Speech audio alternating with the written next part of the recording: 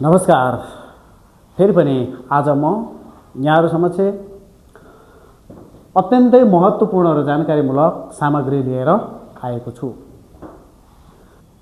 हामीले कुनै पनि औपचारिक होस् या अनौपचारिक कार्यक्रम हामीले कसरी सञ्चालन गर्ने त्यो विषयमा जानकारी छैन भने र तपाई सफल उद्घोषक बन्न चाहनुहुन्छ भने आजको यो भिडियो तपाईको लागि अत्यन्तै उपयोगी हुनेछ। कृपया अन्तिमसम्म ध्यान दिएर हेर्नुहोला र तपाईले पनि सिक्नुहोला। अनि कार्यक्रम उद्घोषण कसरी गर्ने यस विषयमा आज हामीले सिक्नेछौँ। आउनुहोस् आज फुर्सदको समयमा जीवनको लागि आवश्यक पर्ने केही महत्त्वपूर्ण कुरा सिकौँ। यसभित्र आज हामी सिक्दैछौँ उद्घोषण कसरी गर्ने, सफल कार्यक्रम सञ्चालक हामी कसरी बन्ने। कार्यक्रम सञ्चालक बन्न चाहनुहुन्छ तर तपाईसँग ज्ञान सिपको कमी भएर अगाडि बढ्न सक्नु भएको छैन भने नआत्तिनुहोस्। आज म तपाईहरूलाई सफल उद्घोषक बन्न आवश्यक ज्ञान सिपको बारेमा जानकारी गराउन उपस्थित भएको छु। यदि तपाईले यो भिडियोलाई स्किप नगरी अन्तिमसम्म हेर्नुभयो भने तपाई एक सफल उद्घोषक बन्न आवश्यक पर्ने सम्पूर्ण कुराहरूको जानकारी प्राप्त गर्न सक्नुहुनेछ। कुनै पनि कार्यक्रम उद्घोषण गर्नको लागि राम्रो पूर्व तयारी गर्नुपर्छ। त्यो कार्यक्रम औपचारिक होस् वा अनौपचारिक, उद्घोषकले सबैभन्दा पहिला थाहा पाउनुपर्ने कुरा मैले कहिले कहाँ कस्तो कार्यक्रम सञ्चालन गर्न गइरहेको छु भन्ने कुरामा क्लियर हुन आवश्यक छ। कार्यक्रम उद्घोषण नोट बनाउनुपर्छ। उद्घोषण नोट बनाउने गरिन्छ। तपाईले सञ्चालन गर्ने कार्यक्रम कुन उद्देश्यको कार्यक्रम हो, तपाईले कस्तो उद्देश्य कार्यक्रम सञ्चालन गर्दै हुनुहुन्छ, सन्देशमूलक हो कि शिक्षामूलक हो कि मनोरञ्जनात्मक हो कि अथवा कुन उद्देश्यको कार्यक्रम हुन गइरहेको छ तपाईले थाहा पाउनुपर्छ। कुनै सङ्घ संस्थाले कुनै पनि कार्यक्रम आयोजक कमिटीले तपाईलाई कार्यक्रम सञ्चालन गरिदिनको लागि अनुरोध गर्दै हुनुहुन्छ भने तपाईले त्यस कार्यक्रमको उद्देश्य र त्यो कस्तो खालको कार्यक्रम हो त्यसको विषयमा तपाईले पूरा जानकारी लिएको हुनुपर्दछ।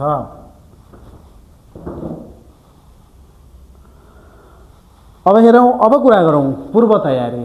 अब हामीले उद्घोषण गर्नको लागि कार्यक्रम कुनै पनि कार्यक्रम सञ्चालन गर्नको लागि पूर्व तयारी गर्नुपर्छ। अब कुरा गरौँ पूर्व तयारी भनेको के हो त। पूर्व तयारी गर्ने भन्नाले कार्यक्रम तालिका बनाउने। त्यो कार्यक्रम के हो, कार्यक्रमको आयोजक को हो त्यो थाहा हुनुपर्छ। कार्यक्रममा उपस्थित हुने व्यक्तिहरू को हुन्, त्यो कार्यक्रमको उद्देश्य के हो, त्यो कार्यक्रम कुन ठाउँमा सञ्चालन हुन गइरहेको छ, कति समयदेखि कति समयसम्म कार्यक्रम सञ्चालन हुने हो, यी विषयको तपाईले जानकारी लिनुपर्छ र तपाईले कार्यक्रमको तालिका बनाउनु पर्छ। यी कुराहरू तपाईलाई जानकारी हुन आवश्यक छ। त्यसपछाडि भने माथि उल्लेखित कुराहरूको तपाईले विस्तृत रूपमा अध्ययन गर्नुपर्दछ। त्यसैगरी त्यो कार्यक्रमको महत्त्वपूर्ण व्यक्तिहरूको बारेमा तपाईले जानकारी लिएको हुनुपर्छ। कार्यक्रम आयोजकहरू र त्यसमध्ये पनि संयोजक को हो भनेर थाहा पाउनुपर्छ। अनि प्राविधिक पक्षको मान्छेको बारेमा तपाईले जानकारी लिनुभयो भने तपाईले कार्यक्रम सञ्चालन गर्दै गर्दा यदि बीचमा कुनै समस्या आयो भने तपाईले तत्काल प्राविधिक मित्रसँग सम्पर्क गर्न सक्नु हुनेछ। यी कुराहरूमा ध्यान पुर्याउन आवश्यक छ। अब हेरौँ नम्बर 2 मा छ कार्यक्रमको स्क्रिप्ट तयार गर्ने। पटक पटक अभ्यास गर्नुपर्दछ। जस्तै पहिले नै कार्यक्रमको स्क्रिप्ट तयार गरेर अभ्यास गर्नुभयो भने तपाई कार्यक्रम सञ्चालन गर्न स्टेजमा जाँदा तपाईको आत्मविश्वास बढेर आउँछ। तपाईले स्क्रिप्ट तयार नगरिकन तपाई यदि मञ्चमा जानुभयो, स्टेजमा जानुभयो भने तपाईलाई कार्यक्रम कताबाट कसरी के गरी मिलाएर सुरु गर्ने, कसरी अन्त्य गर्ने विषयमा तपाईँ अल्मलिनुहुन्छ। त्यसकारणले पहिल्यै तपाईँले स्क्रिप्ट तयार गर्नुभयो भने तपाईँलाई सजिलो हुन्छ। नम्बर 3 मा छ कार्यक्रमको लागि ड्रेस छनौट गर्ने। यहाँ कार्यक्रममा सहभागी हुने व्यक्ति र कार्यक्रमको प्रकृति अनुसार तपाईँले ड्रेसअप गर्नुपर्ने हुन्छ। प्रायःजसो औपचारिक कार्यक्रमहरूमा फर्मल ड्रेस लगाउनु नै राम्रो मानिन्छ। जस्तो पाए त्यस्तो कपडा लगाएर औपचारिक कार्यक्रमहरू सञ्चालन गर्नु राम्रो मानिँदैन। नम्बर 4 मा छ त्यस्तै गरी तपाईले कार्यक्रम सञ्चालन गर्नुभन्दा अगाडि भाषाको पटक पटक अभ्यास गर्नुपर्दछ तथा वैचारिक स्पष्टता तपाईमा हुनुपर्दछ र पटक पटक अभ्यास गरिसकेपछि भाषा र तपाईको बोलीमा निखारता आउँछ। यो तपाईले उद्घोषण अथवा कार्यक्रम सञ्चालनको तयारी गर्दा गर्दै अपनाउनु पर्ने कुराहरू हुन्। अब लागौँ नम्बर 5 मा शारीरिक हाउभाउ। शारीरिक हाउभाउमा ध्यान दिनुपर्छ। जस्तै मुस्कान सहित प्रस्तुत हुनुपर्छ। कार्यक्रम सञ्चालकले जहिले पनि मञ्चमा कार्यक्रम सञ्चालन गर्दै गर्दा मुस्कान सहित प्रस्तुत हुनुपर्छ। बोल्दाखेरि सामान खेलाएर वा हातमा कुनै सामान लिएर चलाउँदै बोल्ने अनि आफैलाई हेर्ने, टाउको कन्याउने, उत्तेजित हुने यस्ता खालको क्रियाकलापहरू गर्यो भने तपाईले सञ्चालन गरेको कार्यक्रम राम्रो मानिँदैन। त्यसकारण ती कुराहरूमा ध्यान दिनुपर्छ। नम्बर 6 कविता, चुटकिला, प्रेरक प्रसङ्ग तथा भनाइहरूलाई तपाईले सङ्कलन गर्ने र अध्ययन गर्ने। किनभने कार्यक्रम सञ्चालकले बीचबीचमा यस्ता उखानटुक्काहरू, चुटकिलाहरू, कविताहरू जोड्दै गयो भनेदेखि एकदम अझ उत्कृष्ट हुन्छ। यसो गर्नुभयो भने कार्यक्रम सञ्चालनको दौरानमा प्रसङ्ग अनुसार कहीँ कतै जोड्न सकिन्छ। माथि भने जस्तै कुराहरू मिलाएर तपाईले कार्यक्रमको पूर्व तयारी गर्नुभयो भने तपाईलाई कार्यक्रम सञ्चालन गर्न कुनै पनि समस्या हुँदैन। पूर्व तयारी कसरी गर्ने विषयमा हामीले हेर्यौँ भने अब हामी लागौँ कार्यक्रम सञ्चालनतर्फ। तपाईले कार्यक्रममा उद्घोषकको जिम्मेवारी लिनुभएको छ भने सबैभन्दा पहिला प्राविधिक पक्षको चेकजाँच गर्नुपर्छ। तपाईँ स्टेजमा मञ्चमा जाँदै गर्दाखेरि तपाईले बोल्ने ठाउँको र त्यहाँ रहेका प्राविधिक कुराहरूको ध्यान दिनुपर्छ, चेकजाँच गर्नुपर्छ। माइक्रोफोन ठिक छ कि छैन, जस्तै माइक्रोफोन ठिक छ कि छैन। तपाईँ बोल्न जानुहुन्छ, कार्यक्रम सञ्चालन गर्न जाँदै गर्दा माइक्रोफोन चाहिँ चलिरहेको छैन भनेदेखि अनि आफैलाई असजिलो हुन्छ। लगायतका कुराहरू ठिक छन् भन्ने भएपछि आफ्नो परिचय दिनुहोला। सुरुमा आफ्नो परिचय दिनुहोस्। कार्यक्रमको बारेमा छोटो भूमिका राख्नुहोस्। यसको बारेमा तपाईले पूर्व तयारी गर्दा नै तयार गरेर स्क्रिप्ट गरिराखेको हुनुपर्छ।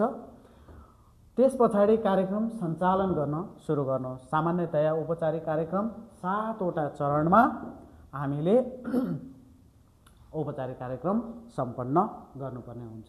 सबैभन्दा पहिला 1 नम्बरमा आउँछ आसन ग्रहण। औपचारिक कार्यक्रमको पहिलो चरण हो आसन ग्रहण। आसन ग्रहणबाट नै कार्यक्रमको सुरुवात गरिन्छ। आसन ग्रहण गराउँदा सबैभन्दा पहिला हामी सभाध्यक्षको आसन ग्रहण गराउँछौँ। यसको क्रमलाई राम्रोसँग तपाईहरूले ध्यान दिनुपर्छ।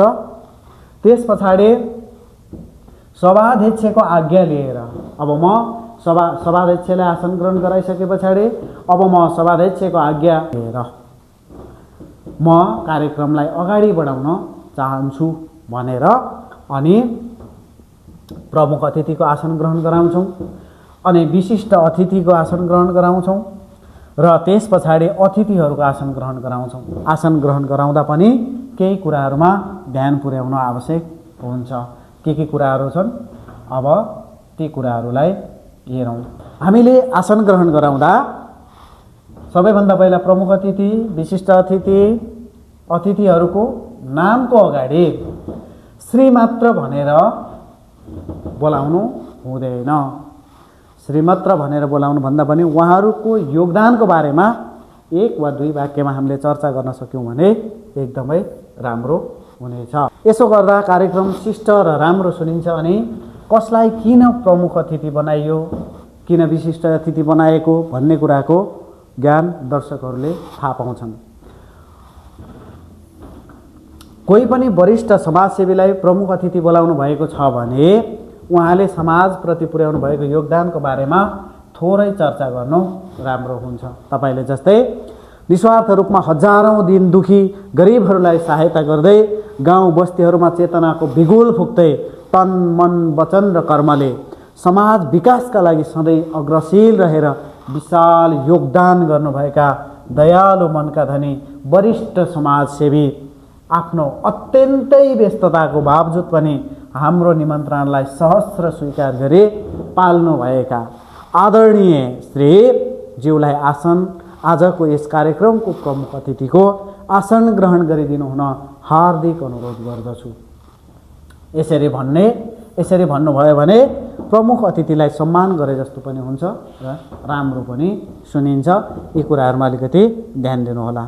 त्यसै गरी हामीले आसन ग्रहण गराउँदा ख्याल गर्नुपर्ने कुरा के हो भने आसन ग्रहण गराउँदा जहिले पनि सिनियरबाट जुनियरतर्फ जान्छौँ। सबैभन्दा पहिला प्रमुख अतिथिको आसन ग्रहण गरिन्छ, विशिष्ट अतिथिहरूको आसन ग्रहण गरिन्छ, अनि अतिथिहरूको आसन ग्रहण गराउँदा पनि अतिथिहरूमा सबैभन्दा सिनियर को हो उहाँबाट अतिथिलाई आसन ग्रहण गराउन सुरु गरिन्छ। त्यस पछाडि जुनियरलाई क्रमैसँग आसन ग्रहण गराउनु पर्छ। अब आसन ग्रहणको कामलाई कहिले पनि समापन भयो भन्नु हुँदैन। मैले आसन ग्रहणको क्रमलाई थाती राख्दै अब म कार्यक्रमको अर्को चरणलाई अगाडि बढाउन चाहन्छु भन्दै कार्यक्रमलाई अगाडि बढाउनुपर्छ। जस्तै आसन ग्रहणको क्रम जारी नै रहन्छ, अब म कार्यक्रमलाई अगाडि बढाउन चाहन्छु भन्नुपर्छ। किनभने कार्यक्रममा हामीले बोलाएका अतिथिहरू आउने र उहाँहरूलाई आसन ग्रहण गराउने क्रम चलि नै रहन्छ कार्यक्रम समयभरि। यो कुराको ध्यान दिनुहोला। कार्यक्रमको दोस्रो चरणमा प्रवेश गर्दैछौँ। कार्यक्रमको दोस्रो चरणमा ब्याज तथा खादा वितरणको चरण हो। प्रायःजसो औपचारिक कार्यक्रमहरूमा आसन ग्रहण पश्चात ब्याज तथा खादा वितरण गर्ने कार्यक्रम रहेको हुन्छ। यो आसन ग्रहण सकिए पश्चात हामीले ब्याज तथा खादा वितरणको क्रमलाई जोड्छौँ। आयोजकले कुनै व्यक्तिलाई ब्याज तथा खादा वितरण गरिदिनको लागि, खादा लगाइदिनको लागि आयोजक कमिटीले पहिले नै तोकिराखेको हुन्छ। कार्यक्रमको उद्घोषकले, तपाईँ कार्यक्रम सञ्चालक हो भने तपाईँले त्यो नाम पढेर उहाँलाई मञ्चमा आसीन प्रमुख अतिथि, विशिष्ट अतिथिज्यूहरूलाई ब्याज तथा खादा लगाइदिनु हुनको लागि अनुरोध गर्दछु भन्नुपर्दछ।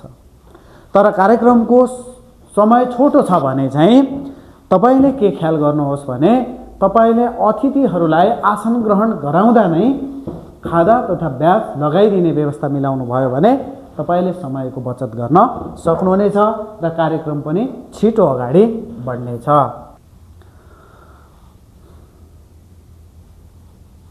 अब खादा तथा ब्याज वितरणपछि हामी कार्यक्रमको तेस्रो चरणमा प्रवेश गर्दछौँ। कार्यक्रमको तेस्रो चरण भनेको औपचारिक कार्यक्रमको तेस्रो चरणमा सामान्यतया राष्ट्रिय गीत बजाउने कार्यक्रम राखिएको हुन्छ। कार्यक्रमको तेस्रो चरणमा राष्ट्रिय गीत बजाउने कार्यक्रम राखिएको हुन्छ। यसबीचमा कार्यक्रम सञ्चालकले आजको हाम्रो यस कार्यक्रममा अब राष्ट्रिय गीतको पालो भएको छ, यहाँहरू सबैले यथास्थानबाट उठेर राष्ट्रिय गीतमा सहभागी भइदिनु हुनको लागि हार्दिक अनुरोध गर्दछु भनेर भन्नुपर्दछ। अब हामी कार्यक्रमको चौथो चरणमा प्रवेश गर्दैछौँ। कार्यक्रमको चौथो चरण हो स्वागत मन्तव्यको। अब यो विशेष ध्यान दिनुपर्ने चरण हो यो पनि। अब कार्यक्रममा बोलाएका साथै सहभागी अथवा अतिथिहरूलाई स्वागत गर्नको लागि कार्यक्रमको तालिकामा जसलाई स्वागत मन्तव्यको जिम्मेवारी तोकिएको छ उहाँलाई उद्घोषकले स्वागत मन्तव्यको लागि बोलाउनु पर्दछ। जस्तै यहाँ छोटो उदाहरण राखिदिएको छु मैले। आजको यस कार्यक्रमका आदरणीय प्रमुख अतिथिज्यू, विशिष्ट अतिथिज्यू लगायत सम्पूर्ण सहभागी महानुभावहरूलाई पुष्पगुच्छारूपी शब्दहरूद्वारा स्वागत गरिदिनु हुनको लागि यस संस्थाका उहाँको नाम श्री ज्यूलाई हार्दिक अनुरोध गर्दछु भन्नुपर्दछ। नोट, यो कुरा ध्यान दिनु होला यहाँनिर। स्वागत मन्तव्य जहिले पनि आयोजक कमिटीभित्रको व्यक्तिले गर्नुपर्दछ।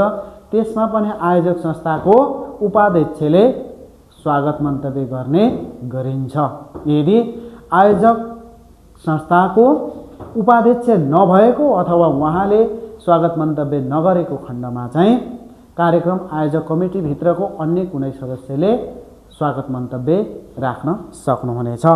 स्वागत मन्तव्य सकेपछि तपाईले उहाँलाई धन्यवाद दिनुपर्छ। अत्यन्तै मिठो स्वागत मन्तव्यका लागि धेरै धेरै धन्यवाद भनेर उहाँलाई धन्यवाद दिनुपर्ने हुन्छ। अब स्वागत मन्तव्य सके पछाडि हामी कार्यक्रमको 5औं चरणमा प्रवेश गर्दछौँ। स्वागत मन्तव्य सके पछाडि कार्यक्रमको उद्घाटन गर्नेतर्फ लाग्नु पर्दछ। यसमा कार्यक्रम उद्घाटन गर्दा विभिन्न तरिकाले गर्ने गरिन्छ। कार्यक्रमको उद्घाटन गर्दा प्रमुख अतिथिको हातबाट उद्घाटन गराइन्छ। सामान्यतया प्रमुख अतिथिबाट पानसमा दीप प्रज्वलन गरेर, रिबन काटेर, गमलामा पानी हालेर र अन्य विभिन्न तरिकाले पनि कार्यक्रमको उद्घाटन गर्ने गरिन्छ। जहिले पनि कार्यक्रमको उद्घाटन गर्नुभन्दा पहिला स्वागत मन्तव्य राखिन्छ। यो कुरा ख्याल गर्नुहोला। स्वागत मन्तव्यपछि प्रमुख अतिथिबाट कार्यक्रमको उद्घाटन गर्नुपर्छ र उद्घाटन गर्ने सामग्री ठिक छ कि छैन उद्घोषकले पहिले नै ध्यान दिनुपर्दछ। जस्तै गमलामा पानी हालेर उद्घाटन गर्ने कार्यक्रममा कहिलेकाहीँ गमला पनि हुँदैन, पानी पनि हुँदैन, अनि आयोजक चाहिँ त्यति बेला गमला पानी खोज्न जानुपर्ने हुन्छ। त्यस्तो भयो भने अलि राम्रो मानिँदैन। त्यसैले कार्यक्रममा आवश्यक पर्ने सामग्रीहरू, कार्यक्रमका लागि आवश्यक पर्ने सामग्रीहरू पहिले नै तयारी अवस्थामा राख्नुपर्छ। त्यसो गरियो भने कार्यक्रम सिलसिलेवार तरिकाले अगाडि बढ्छ। अब हामीले कार्यक्रम उद्घाटन गरिसके पछाडि हामी 6औं चरणमा हामी प्रवेश गर्दछौँ। यो भनेको मुख्य विषयवस्तु र कार्यक्रमको आकर्षण पनि यही हो, मुख्य विषयवस्तु। अब कार्यक्रमको सबैभन्दा महत्त्वपूर्ण चरण भनेको मुख्य विषयवस्तु हो। अब यो कस्तो कार्यक्रम हो? सांस्कृतिक कार्यक्रम हो, पुरस्कार वितरण कार्यक्रम हो, गोष्ठी चियापान, कुनै विषयको अन्तर्क्रिया कार्यक्रम हो, आदि के कार्यक्रम हो? त्यो कार्यक्रमको मूल चरणमा हामी उद्घाटनपछि प्रवेश गर्छौँ। धेरैजसो कार्यक्रमहरूमा मन्तव्य राख्ने गरिन्छ। मन्तव्य राख्दा तपाईले के कुराको ख्याल गर्नुपर्छ भने आसन ग्रहण गराउँदाखेरि जहिले पनि सिनियरबाट जुनियरतर्फ गइन्छ, तर मन्तव्यको क्रममा भने सबैभन्दा पहिला जुनियरबाट सिनियरतर्फ गर्दै गइन्छ। त्यसरी प्रमुख अतिथि, विशेष अतिथि, प्रमुख अतिथिज्यूहरूको मन्तव्य राख्ने पालो कार्यक्रमको सबैभन्दा अन्तिममा आउँछ। मन्तव्य राख्दा सबैभन्दा पहिला जुनियरबाट सिनियरतर्फ राख्नुपर्ने हुन्छ। जस्तै जुनियर अतिथिलाई पहिले अनि विशिष्टलाई र प्रमुख अतिथिलाई मन्तव्यको लागि राखिन्छ। विशिष्ट अतिथि र प्रमुख अतिथिको मन्तव्य राख्ने पालो सबैभन्दा पछाडि आउँछ। यो कुराको ध्यान दिनुपर्छ। हामीले जब आसन ग्रहण गराउँदा सिनियरबाट जुनियरतर्फ जान्छौँ भने मन्तव्य राख्दा चाहिँ सबैभन्दा जुनियरबाट सिनियरतर्फ जान्छौँ। कार्यक्रम सञ्चालकले यो कुराको विशेष रूपमा ध्यान पुर्याउन आवश्यक हुन्छ। उद्घोषकले वक्तालाई मन्तव्य राख्नको लागि बोलाउँदा उहाँको लागि कति समय छुट्याइएको हो त्यो जानकारी दिनुपर्छ र उहाँको योगदान के हो, उहाँ को हो भन्ने बारेमा थोरै बोलिदिनुपर्ने हुन्छ। त्यसपछि वक्ताले बोलेर गइसके पछाडि उहाँले बोलेको कुरालाई समराइज गरेर कार्यक्रम सञ्चालकले 1 वा 2 वाक्यमा भनिदिनु राम्रो हुन्छ। त्यसपछि अर्को वक्तालाई मन्तव्यको लागि बोलाउनुपर्छ। जस्तै धेरै धेरै धन्यवाद यहाँको प्रस्तुतिको लागि। अब अर्को प्रस्तुतिका लागि आउँदै हुनुहुन्छ संस्था समूह व्यक्तिको नाम भनेर बोलाउनु पर्दछ। कुन संस्थाको को प्रतिनिधि को व्यक्ति आउँदै हुनुहुन्छ, संस्थाको व्यक्ति प्रतिनिधिको नाम जोडेर बोलाउनु पर्ने हुन्छ। कार्यक्रम सञ्चालक भनेको कार्यक्रमलाई जोड्ने पुल हो। त्यसको लागि कुशल भूमिका निभाउनु पर्ने हुन्छ। बीचबीचमा साङ्गीतिक प्रस्तुति अथवा पुरस्कार वितरण कार्यक्रमहरू पनि हुन सक्छन्। तालिका अनुसार सबै कुराहरूको ख्याल राख्दै तालिका अनुसार तय भएका कुनै पनि कार्यक्रमहरूलाई नछुटाइकन सञ्चालन गर्दै जानुपर्ने हुन्छ। हामीले कार्यक्रम सञ्चालन गर्दा भाषाको विशेष रूपमा ध्यान दिनुपर्छ। जस्तै पुरस्कार दिने र लिने भन्न मिल्दैन।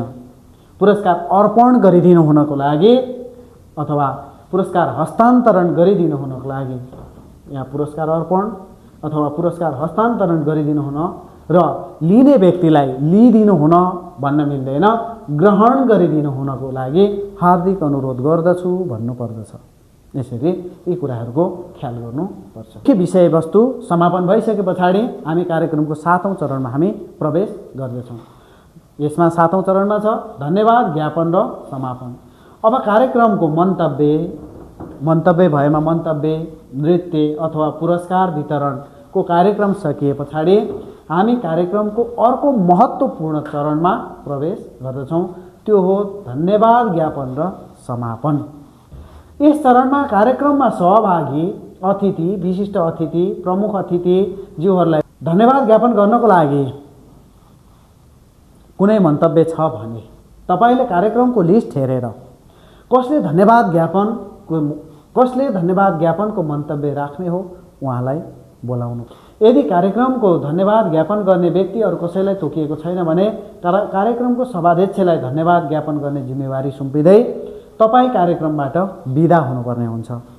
कार्यक्रम सञ्चालकले सभाध्यक्षले बोल्न आउनुभन्दा अगाडि सबै आफ्नो कामहरू सकेको हुनुपर्छ।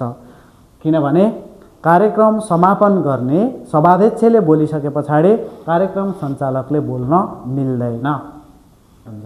सभाध्यक्षले आजको यस कार्यक्रमको विसर्जन गर्दछु भने पछाडि उद्घोषकले बोल्नु हुँदैन।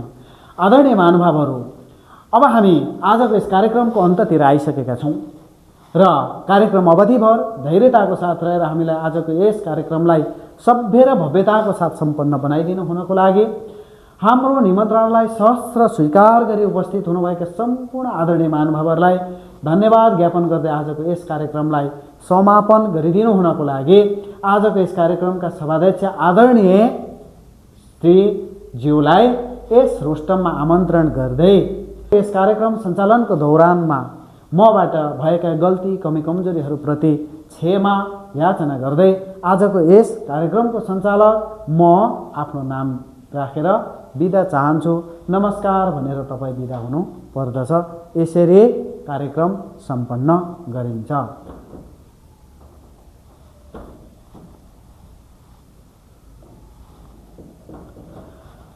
यति गर्नुभयो भने तपाईले सजिलै कार्यक्रम सम्पन्न गर्न सक्नुहुन्छ।